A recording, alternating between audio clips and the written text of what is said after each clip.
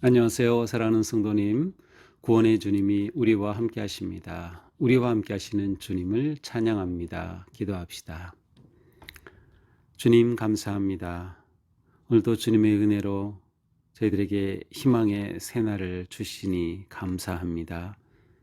하루하루 오직 주님의 말씀을 의지하며 말씀에 순종하며 살아갈 수 있도록 오늘도 저희들을 깨우쳐 주시고 또 말씀을 깨닫게 하시고 주님의 은혜 가운데 인도하여 주시옵소서.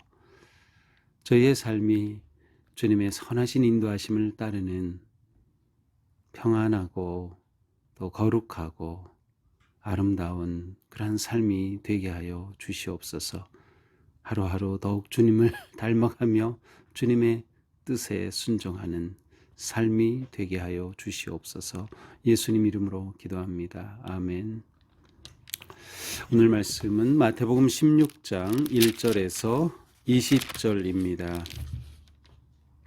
바리새인과 사두개인들이 와서 예수를 시험하여 하늘로부터 오는 표적 보이기를 청하니 예수께서 대답하여 이르시되 너희가 저녁에 하늘이 붉으면 날이 좋겠다 하고 아침에 하늘이 붉고 흐리면 오늘은 낮이 굳겠다 하나니 너희가 날씨는 분별할 줄 알면서 시대의 표적은 분별할 수 없느냐. 악하고 음란한 세대가 표적을 구하나 요나의 표적밖에는 보여줄 표적이 없느니라 하시고 그들을 떠나 가시니라. 제자들이 건너편으로 갈새 떡 가져가기를 잊었더니 예수께서 이르시되 삼가 바리새인과 사두개인들의 누룩을 주의하라 하시니 제자들이 서로 논의하여 이르되 우리가 떡을 가져오지 아니하였도다 하거늘 예수께서 아시고 이르시되 믿음이 작은 자들아 어찌 떡이 없으므로 서로 의논하느냐. 너희가 아직도 깨닫지 못하느냐. 떡 5개로 5,000명을 먹이고 준 것이 몇 바구니이며 떡 7개로 4,000명을 먹이고 준 것이 몇 광줄이었는지를 기억하지 못하느냐.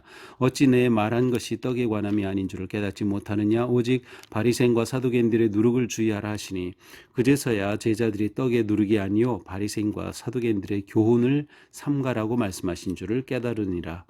예수께서 빌립보 가이사랴 지방에 이르러 제자들에게 물어 이르시되 사람들이 인자를 누구라 하느냐.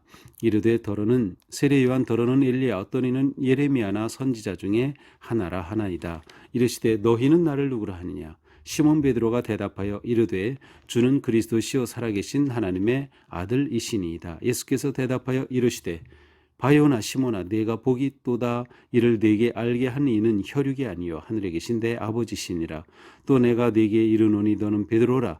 내가 이 반석 위에 내 교회를 세우리니 음부의 권세가 이기지 못하리라. 내가 천국 열쇠를 네게 주리니 네가 땅에서 무엇이든지 매면 하늘에서도 매일 것이요 네가 땅에서 무엇이든지 풀면 하늘에서도 풀리리라 하시고 이에 제자들에게 경고하사 자기가 그리스도인 것을 아무에게도 이르지 말라 하시니라.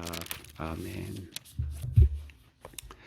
자, 마태복음에서는 이제 16장으로 넘어오면 마태복음 전체에 있어서 굉장히 중요한 분수령이 됩니다. 그래서 16장을 기점으로 해서 이제 예수님의 사역의 방향이 또 지리적으로도 또 의미적으로도 이제 바뀌게 되죠.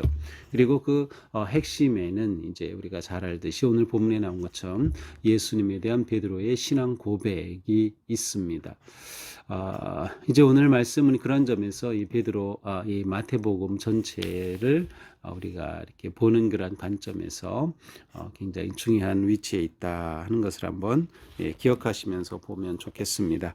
자, 1절 바리새인과 사두개인들이 와서 예수를 시험하여 하늘로부터 오는 표적 보이기를 청하니. 자, 바리새인과 사두개인들은 이미 앞에서 이제 점점 등장하기 시작하고 그리고 예수님과의 갈등이 점점 이제 깊어지고 있는 것을 보여주었습니다. 그런데 바리새인과 사두개인들이 예수님께 와서 요청합니다. 무엇을 요청합니까? 표적 보여주기를 우리에게 표적을 보여달라는 거죠. 근데 이것을 왜 요청했어요? 예수를 시험하여. 자, 이것이 바리새인과 사두개인들이 예수님을 대하는 그러한 기본적인 그들의 태도였어요. 그들은 항상 예수님에 대해서 비난하고 부정적이고 또 시험하면서 예수 그리스도를 무너뜨리려고 하는 그러한 의도가 그들에게 숨어 있었던 것이죠. 그래서 그러한 의도로 표적을 보여달라는 겁니다. 이미 예수님은 엄청난 표적들을 많이 보여주셨어요. 그리고 바로 앞에서도 4,000명을 먹이신 그런 큰 표적을 보여주셨어요. 그런데 그들은 여전히 예수님에게 표적을 보여달라는 거죠. 이들의 의도가 잘못되었어요. 초점이 목적이 잘못되었던 거죠. 순수하지 아니한 예수님에게서 어떻게든 트집을 잡으려고 하는 그러한 마음이 이들에게 있었어요. 자, 그런데 예수님께서는 이들에게 표적을 보여주신 것이 아니라 이런 말씀을 하셔요. 너희가 저녁에 하늘이 붉으면 날이 좋겠다 하고, 그렇죠. 이제 저녁에 해가 질 때 하늘을 보면은 내일 날이 좋겠다, 흐리겠다, 뭐 비가 오겠다 이런 것들을 대체로 우리가 그 날의 그 어떤 예측을 할 수 있죠. 또 아침에 하늘이 붉고 흐리면 아침에 이렇게 흐리면 오늘은 날이 굳겠다 하죠. 이처럼 우리는 살아가면서 어떤 삶의 지혜가 있어서 이 날씨를 분별할 줄 알죠. 그런데 시대의 표적은 분별할 수 없느냐? 너희는 이렇게 날씨를 보면서 분별할 줄 알면서도 이 시대의 표적은 분별할 수 없느냐? 너희가 정말 지도자들 맞아. 너희가 나름 그래도 종교 지도자들이고 이 사회 지도자들인데 그리고 바리새인들은 하나님께 온전히 헌신된 사람들, 이 사두개인들은 제사장 계통에서 그 당시에 가지고 있던 권력의 핵심에 있던 사람들이에요. 물론 이들이 옳은 사람들은 아니에요. 이들은 그 사두개인 같은 경우는 로마 권력에 빌붙어서 어떤 있고 또한 사회적으로 이 문화적으로는 헬라 문화를 굉장히 수용하는 그런 쪽이었고, 바리새인들은 신앙적으로는 그래도 하나님께 온전히 이 말씀에 순종하고자 한다고 하는 그러한 뜻을 가지고 있는 사람들이 있었어요. 그런데 이들이라고 하면 능히 이 시대를 분별할 수 있어야 하지 않겠느냐. 그런데 이 시대는 분별하지 못하는구나라는 거죠. 악하고 음란한 세대가 표적을 구하나 요나의 표적밖에는 보여줄 표적이 없다. 너희가 의도적으로 악한 뜻을 가지고 이렇게 표적을 구하는구나. 이 시대를 볼 줄 모르기 때문이다. 이 시대가 무엇이에요? 예수님 말씀하시는 것은 메시아가 지금 오신 겁니다. 하나님의 아들이 이 땅에 오셨어요. 메시아가 오셨고 하나님의 나라가 이제 열려지고 예수님이 행하시는 놀라운 기적들을 통하여서 정말 하나님이 이 땅에 하나님의 나라를 시작하셨다고 하는 것을 보여주고 있잖아요. 그런데 그이들은 예수님을 통해서 아무것도 보지 못하고 있는 거예요. 이 시대의 표적을 분별하지 못하는 거죠. 예수님은 이들에게 요나의 표적밖에는 보여줄 표적이 없다. 요나의 표적, 요나가 하나님의 말씀에 불순종하여서 니느웨로 가지 않고 다시스로 도망가다가 배에서 풍랑을 만나고 바다에 던져지고 큰 물고기 뱃속에 들어갔다가 사흘 만에 나와서 다시 니느웨로 갔던 그러한 기적 과 같은 사건, 그리고 다시 니느웨로 돌아가서 하나님의 회개의 메시지를 선포했던 그러한 그 예언자죠. 여기서 예수님께서는 이제 예수님이 죽으시고 사흘 만에 부활하시는 것과 연결시켜서 이것을 요나의 표적이다라고 말씀하시는 거죠. 그러니까 예수님께서는 너희가 표적을 구해, 진짜 표적은 바로 예수 그리스도의 십자가의 죽으심과 부활이라고 하는 이 놀라운 것에 담겨 있다라고 하는 의미가 담겨 있어요. 자, 이렇게 예수님이 말씀하시자 그들은 떠나갔습니다. 자, 그리고 이제 제자들이 이제 건너편으로 가고 있는데 그만 그날 예수님과 일행이 먹어야 될 도시락을 준비하지 못했어요. 떡을 가져가기로 해줬어요. 근데 예수님이 가시다가 말씀하시는 거예요. 너희들은 삼가 저 바리새인과 저 사두개인들의 누룩을 조심해야 돼. 근데 누룩이라는 것은 뭐예요? 이제 효모죠. 그래서 빵을 부풀게 하고 이렇게 부드럽게 해주는 것인데 누룩을 조심하라. 그러니까 이 제자들은 빵 생각이 났어. 그렇구나. 우리가 점심 싸우는 거, 도시락 싸우는 거 잊어버렸네. 우리 음식 싸우는 거 잊어버렸네. 라고 하면서 서로 말합니다. 야, 우리가 이거 못 가져서 어떡하지? 그런데 예수님께서 이 제자들이 이러는 것을 아시고 말씀하셔요. 믿음이 작은 자들아 어찌 떡이 없음으로 서로 의논하느냐. 믿음이 작은 자들아 떡이 없다고 무슨 의논을 하느냐. 아직도 깨닫지 못하였느냐. 무엇을? 이미 예수님 앞에서 5,000명을 먹이시고 4,000명을 먹이셨잖아요. 바로 그거 이렇게 너희가 떡 5개로 5,000명을 먹이고 준 것이 몇 바구니며 떡 7개로 4,000명을 먹이고 준 것이 몇 광줄이었는지 기억 못하느냐. 이 떡이 문제가 아니에요, 예수님께는. 그런데 제자들이 우리가 떡 어떡하지라고 하는 것을 보시며 이렇게 책망하시는 거예요. 그러면 예수님께서 바리새인과 사두개인이 누룩을 주의하라 할 때 그 누룩은 무엇을 의미한 것이었을까요? 그렇습니다. 12절에 나오죠. 그제서야 제자들이 떡의 누룩이 아니요 바리새인들과 사두개인들의 교훈을 삼가라 하신 것을 깨달았다. 네, 예수님은 바리새인과 사두개인들의 교훈을 조심하라고 한 거예요. 그들의 교훈이 무엇과 같아요? 누룩과 같아요. 누룩은 스며들고 퍼지면서 부풀리는 것이죠. 그렇습니다. 바리새인과 사두개인들의 누룩을 조심하지 않으면 그 영향을 받는 겁니다. 그들의 교훈, 그들의 가르침, 그들의 말의 영향을 받아서 잘못된 것이 마음에, 삶에 부풀어지게 되는 것이죠. 악한 누룩을 조심해야 하는 겁니다. 악한 누룩. 지금 이 세상에는 가짜 뉴스가 엄청 퍼지고 있어요. 우리는 가짜 뉴스를 조심해야 돼요. 또 우리는 자칫 잘못된 사람을 만나서 그 사람의 영향을 받아서 믿음 생활에 아주 부정적인 결과를 가져올 수 있어요. 교회에 대해 부정적인 인식을 가지게 되고 또 목회자에 대해서 또 성도들에 대해서 아주 부정적인 인식을 가지게 되고 교회 사역에 대해 부정적인 인식을 가지게 돼요. 왜 그래요? 바리새인과 사두개인들의 누룩을 만난 거예요. 그런데 그것을 거절하지 못한 거죠. 그것을 분별하지 못한 거예요. 그 누룩이 내게 들어와서 내게 부풀어지니까 이 모든 것들이 다르게 보이는 거죠. 다 부정적으로 보이는 거죠. 이게 잘못된 거죠. 그래서 이 그릇된 자들, 바리새인과 사두개인들의 누룩이 잘못 들어오면 내 생각의 변화를 주고 내 가치관의 변화를 주고 내 삶의 변화를 주는 거예요. 내 신앙생활에 영향을 미치는 거죠. 이거 조심해야 된다는 거예요. 이거 조심해라. 우리는 신앙생활하면서 조심해야 합니다. 보는 거 조심해야 하고요. 듣는 거 조심해야 하고 읽는 거 조심해야 돼요. 그리고 만나는 거 조심해야 돼요.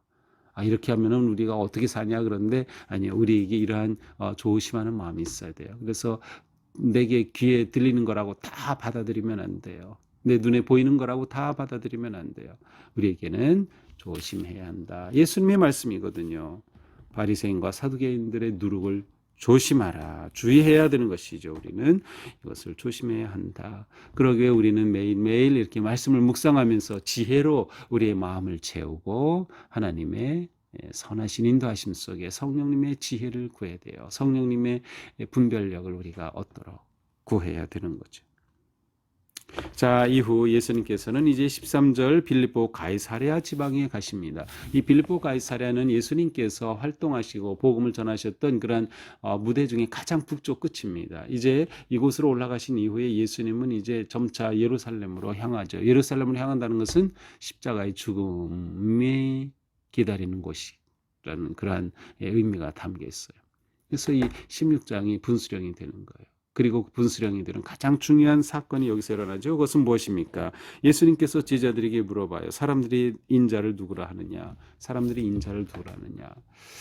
자, 가이사랴 빌립보 가이사랴로 왔을 때 여기서 예수님이 이 질문을 하신 것은 물론 왜 그런 질문을 하셨는지는 모르죠.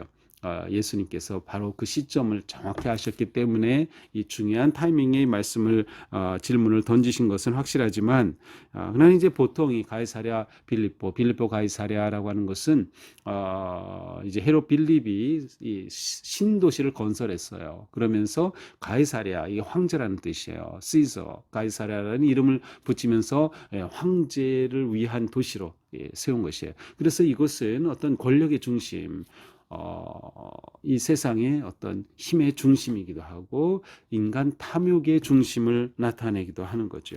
그래서 힘과 권력과 더 나아가서 인간의 육체를 자랑하는 것을 상징하는 곳이 바로 빌립보 가이사랴예요. 빌립보 가이사랴. 바로 이곳에 오셨을 때 예수님이 물으신 겁니다. 너희는 나를 누구라 하느냐? 사람들이 인자를 누구라 하느냐. 자, 세상 사람들은 예수님에 대해서 여러 가지로 말하죠. 세례 요한이다, 엘리야다, 예레미야나 선지자 중에 하나다. 그때 예수님이 아주 핵심적인 질문을 던지시죠. 너희는 나를 누구라 하느냐. 그래, 사람들이 그렇게 말해. 그렇다면 너희는 나를 누구라 하느냐.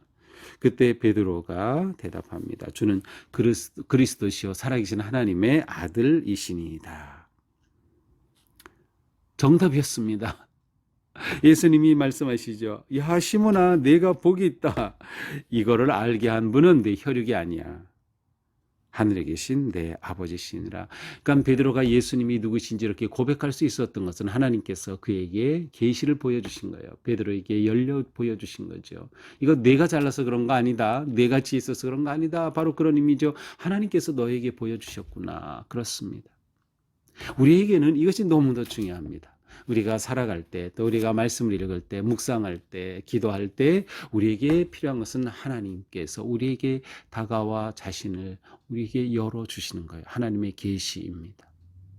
우리가 기도할 때 우리의 생각으로 하나님을 드러내 보여주시고, 말씀을 들을 때 깨달음으로 하나님이 계시해 주시고, 묵상을 통해서도 계시해 주신 이런 것이 우리의 삶을 형성해 가는 거죠. 하나님의 계시가 우리의 삶을 형성해 가요. 베드로는 하나님의 계시로 예수님이 누구신지를 정확하게 고백할 수 있었습니다.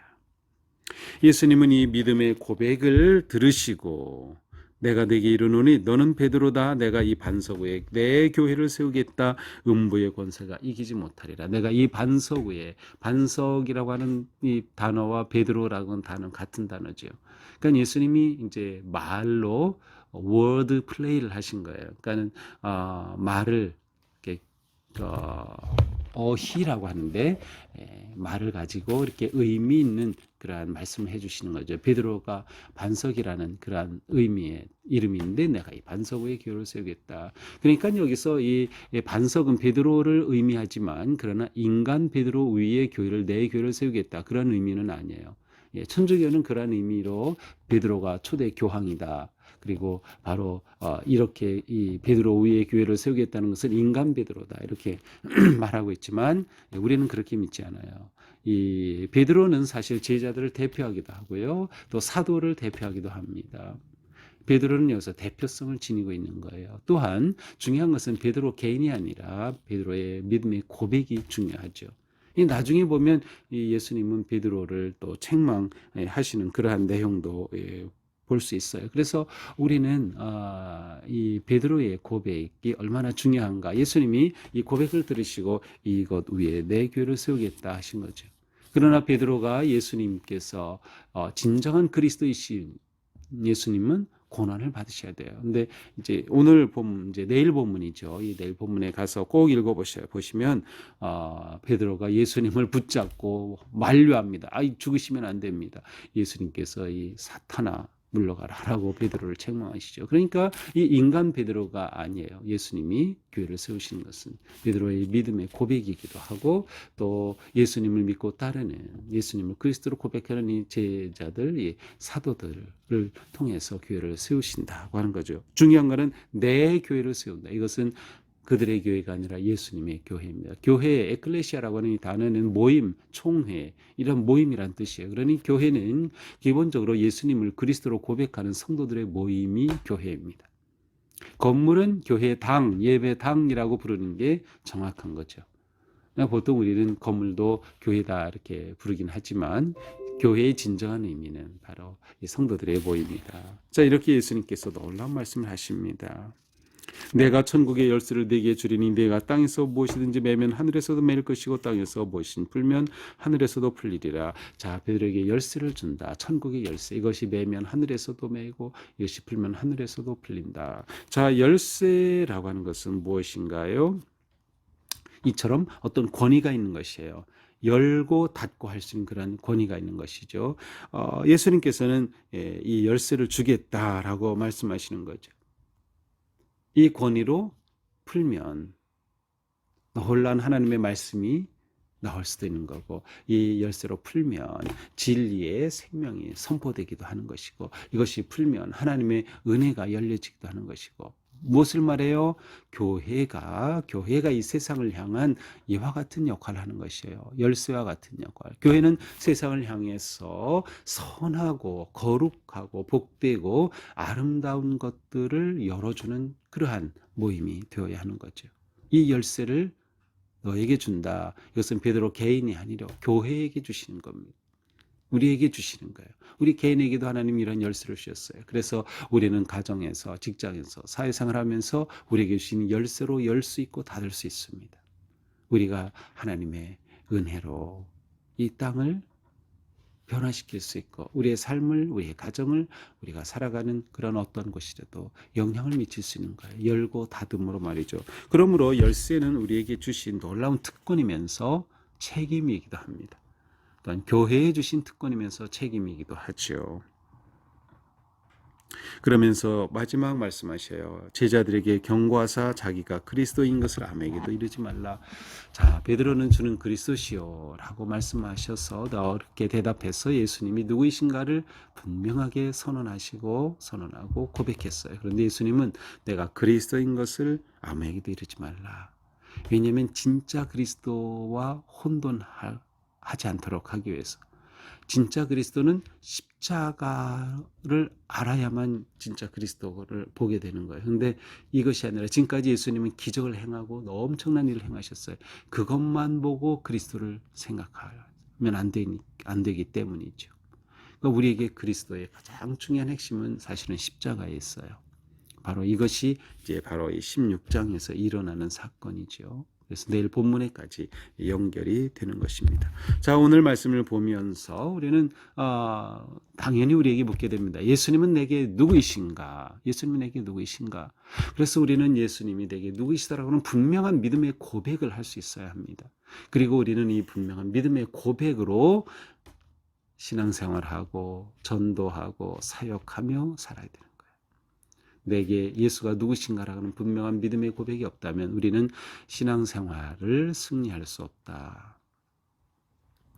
또한 우리는 나는 진정한 예수님의 제자인가 아니면 군중인가를 늘 물어봐야 됩니다. 이 마태복음에서 항상 무리가 있고 또 예수님의 제자들이 있어요. 그래서 우리는 이 관계 속에서 항상 나는 군중의 무리에 속한 자가 아니라 예수님께 바짝 따라붙고 예수님의 말씀을 귀담아 듣고 그 말씀에 순종하며 예수님이 내 구세주십니다, 그리스도이십니다라고 고백하는 진정한 제자의 반열에 들어가야 되는 거예요. 우리 모두는 다 제자로 부르심을 받았기 때문이죠. 또한 우리는 이러한 관계 속에서 예수님과 친밀한 인격적인 만남을 가져야 한다. 그래야 우리는 예수님이 누구신지를 고백할 수 있고 증거할 수 있기 때문이죠.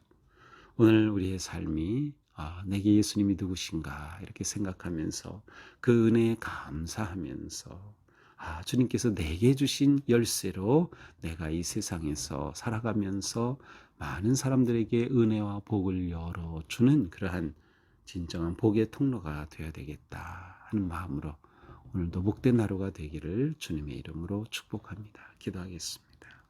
주님, 오늘도 귀한 말씀 주시니 감사합니다. 예수님은 저희의 구세주이시며 그리스도이시며 생명의 주님이 되십니다. 우리의 믿음을 분명히 고백하고 또 우리가 고백한 대로 예수님을 예배하고 따르고 섬기는 삶을 살도록 오늘도 인도하여 주시옵소서. 우리는 진정한 제자로 서게 하시고 더욱더 예수님께 가까이 나아갈 수 있도록 인도하여 주시옵소서. 우리의 삶 속에 오직 주님의 은혜와 사랑만을 선포하며 우리에게 주신 열쇠로 구원의 생명의 진리를 세상에 열어가는 저희가 되게 하여 주시옵소서. 예수님 이름으로 기도합니다. 아멘. 네, 오늘도 주님의 은혜 안에서 우리의 삶이 이처럼 아름답고 또 복음 위에 진리 위에 굳게 서는 하루가 되기를 축복합니다. 사랑합니다.